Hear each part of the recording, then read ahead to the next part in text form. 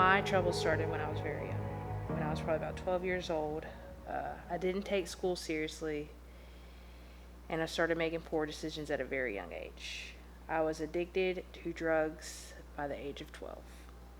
All I cared about was the getting, the using, and finding ways and means to get more. Like, that's the only thing that played in my mind is how am I going to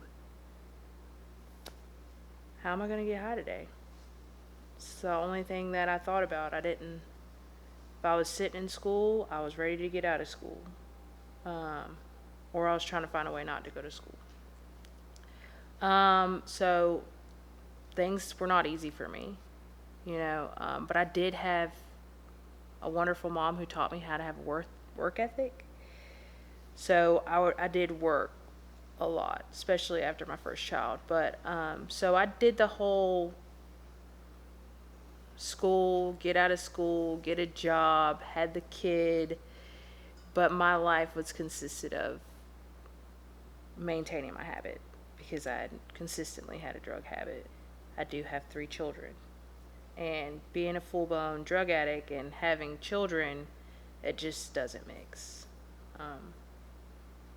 So I did find myself in and out of rehabs, trying to maintain sobriety because you have these beautiful kids and you want to get sober to be there for them after some time, after it's not fun anymore, and they got some I just couldn't roots do that it. run deep. I let them take a hold of my life. I let them take control The of my darkest life. point of my life was when I lost custody of my kids for the third time, and nobody wanted to be around me. I continuously used drugs to. I didn't want to be awake anymore. Is what I called it. I didn't want to be awake. I didn't want to be in reality. I didn't want to live this life that I myself had created. I was alone in my house for months and months at a time. Alone. My mom, she didn't want to talk to me. My sister, she didn't want to talk to me. And I didn't want to be awake. So what I would do was I would use drugs, and I would just sit there. I'd sit there and I'd sit there and I'd sit there. And I couldn't even work anymore. And I didn't have no friends, no family. And it even got to the point where I couldn't see my kids anymore, which kind of pushed me to get further into treatment because once the judge told me I couldn't see them anymore, I How had to could do you something. fall so far? You should be ashamed of yourself. I started searching for help after I had my kids. I started going to rehabs when I was 21 years old. But when I realized that the rehabs that I was going to was not working, and that every time I'd get out, my addiction would get worse, and I'd lose my kids again and again and again, I got so sick. On and off drugs, I was sick.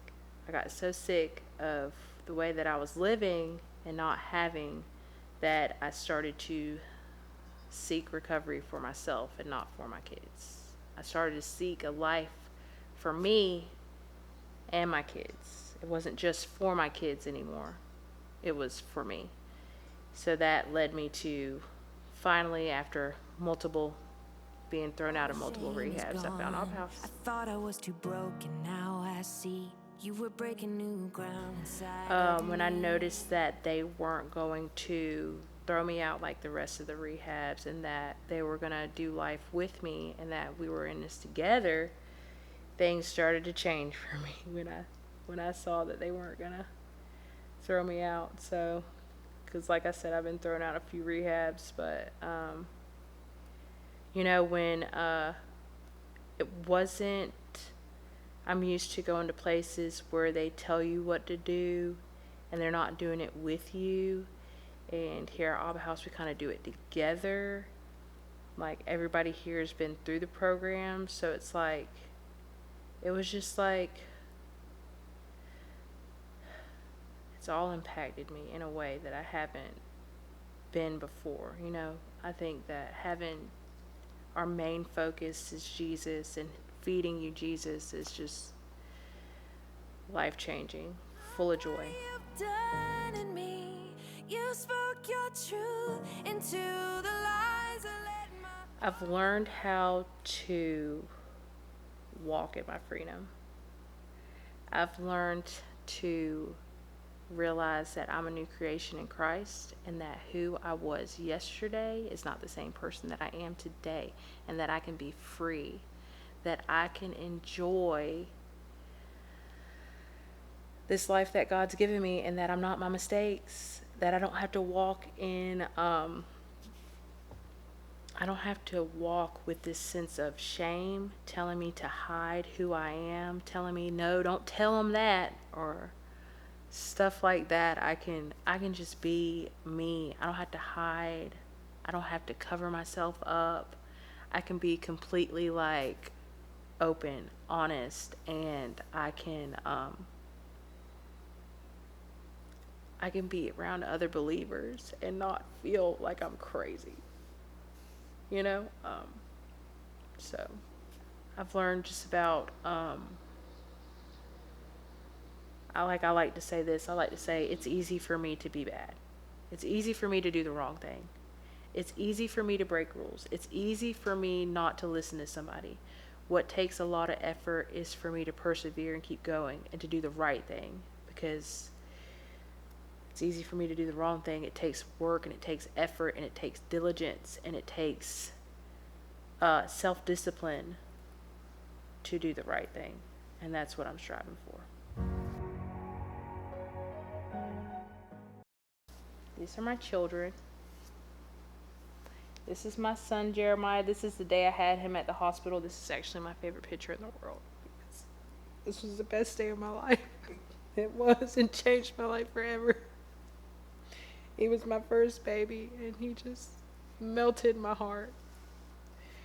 But I will say it wasn't enough, and that's my daughter, Layla. When I had her, she was so small and so precious. But I love him so much, and that's them together. That was his birthday. But yeah. And then I have a beautiful son named Noah, Isaiah. And he is 4, and he will turn up. He will. Yeah, so that's my kids. Look how you